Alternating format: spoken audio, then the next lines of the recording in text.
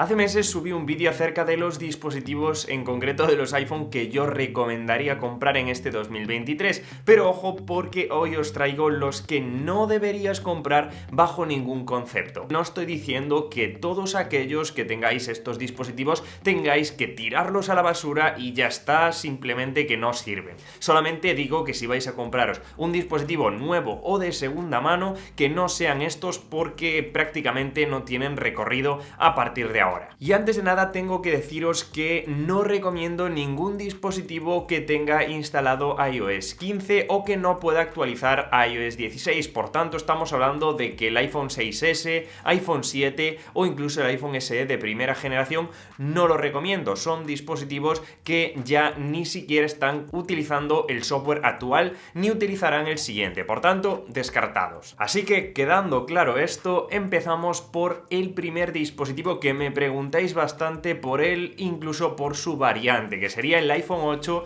y iPhone 8 Plus. Estamos hablando de un dispositivo ya algo antiguo, sobre todo en diseño, y es que cuando veo a alguien ya por la calle con el diseño del iPhone 8 y 8 Plus, ya directamente pienso en que tiene los días contados, y es que es un dispositivo con Touch ID, es un dispositivo con unos marcos enormes que están bastante poco aprovechados, una sola cámara con muy poquita flexibilidad a la hora de cambiar de modos de grabación o incluso de darle un toque diferente a las fotos, un rendimiento que no digo que sea malo, simplemente que creo que no va a aguantar muchos años más, y una batería que sinceramente considero bastante mala para el año 2023, donde probablemente tendremos que cargarlo desde una hasta 2 veces al día. Creo que la experiencia no es ideal y por eso no recomendaría comprar ni un iPhone 8 ni un iPhone 8 Plus en este año 2023. De la misma manera y prácticamente con los mismos argumentos hablaría del iPhone SE de segunda generación. Sí es cierto que prácticamente el único cambio con el iPhone 8 sería el procesador. Pueden servir para ciertos sectores de la población, como personas mayores o personas que solo utilicen el dispositivo para realizar llamadas o para realizar cosas pues imprescindibles, pero aún así como experiencia global y para un público pues mucho más grande no lo recomendaría. El iPhone 10 es un dispositivo que ya tiene un poco un salto en cuanto a diseño. Ya tenemos Face ID, ya tenemos ahí un notch, una cámara dual con el telefoto, pero ojo porque hay varias cosas que no me convencen y tampoco lo recomendaría. Lo primero de todo es la batería. Tenemos la misma batería que el iPhone 8, sí es cierto que un poquito superior, un poquito más optimizada, pero aún así no sería recomendable para este año. Además que ni siquiera con iOS 16 tiene las funciones, por decirlo así, adicionales de potencia computacional. Incluso hay cosas básicas que no es capaz de hacer y Apple ha decidido no incluir esas funciones en el iPhone 10, sino a partir del 10S. Por tanto, 100% os aseguro que con iOS 17 no tiene tampoco estas funciones,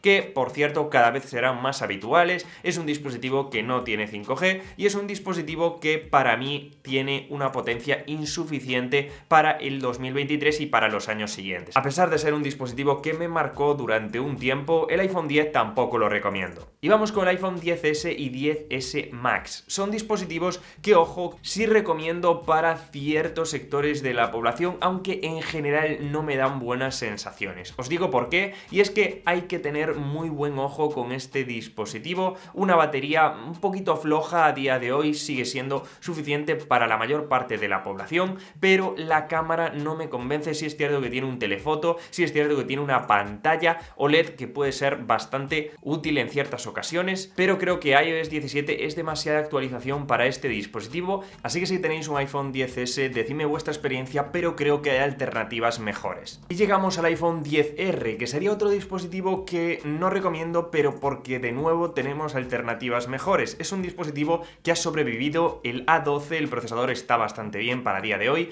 Hay dos cosas que no me convencen. La primera sería la batería, ya se está empezando a quedar un poquito corta para este año 2023. Creo que la cámara no es suficiente para este año. De nuevo, una sola cámara con muy poca versatilidad, incluso el modo retrato solo está disponible para personas y no para animales o objetos, incluso no tiene modo noche o otras funciones que ya por un precio un poquito más alto creo que deberíamos tener. La calidad de pantalla para mí ya es inaceptable, no tiene MagSafe, no tiene 5G, así que para mí, sintiéndolo mucho, no puedo recomendarlo. Y tampoco recomendaría el iPhone 11 Pro. Estamos hablando de un dispositivo que creo que está con un sobreprecio bastante importante, y es que salió con un precio bastante alto y a pesar de que ha bajado y bastante, creo que no compensa lo caro que está en función de otros dispositivos en relación calidad-precio, como podría ser el 12 o el 11. Así que creo que no ganamos mucho con esas funciones Pro por el precio que estaríamos dispuestos a pagar. Yo creo que me he explicado bien, es una relación calidad-precio que creo que no compensa, aunque si lo tenemos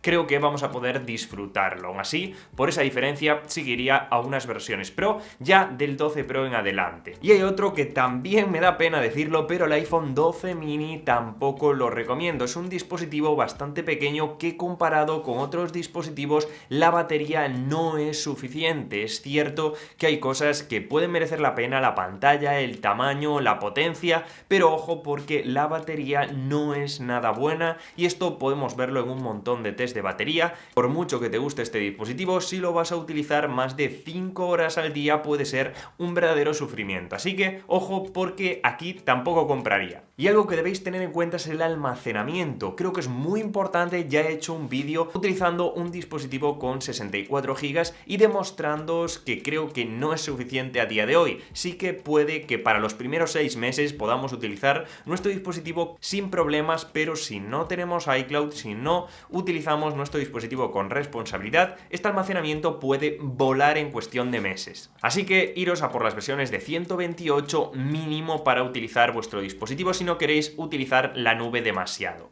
Así que chicos, ya nos quedan pocos dispositivos y es que mi recomendación a día de hoy sería el iPhone 11, iPhone 12 o dispositivos en adelante como puede ser el 13, 13 mini, el 14 o el 15. Estamos hablando ya de dispositivos un poquito más caros, pero creo que a partir de ahí la experiencia ya es positiva. Lógicamente, cuanto más arriba de los dispositivos de más alta gama, pues mejor experiencia tendremos. El iPhone 11 está ahí al límite, creo que hay ofertas muy interesantes y para una persona que busque una entrada al ecosistema Apple, un dispositivo bastante equilibrado puede ser una muy buena opción. De nuevo, es muy importante que me digáis vuestra experiencia en los comentarios, no solo para mí, obviamente, sino para el resto de gente que quiera conocer en primera mano la experiencia de personas como vosotros que soléis dar recomendaciones muy buenas. También os dejo por aquí el vídeo de cada dispositivo individualmente y también un análisis general de qué dispositivo comprar este año que no ha cambiado en absoluto.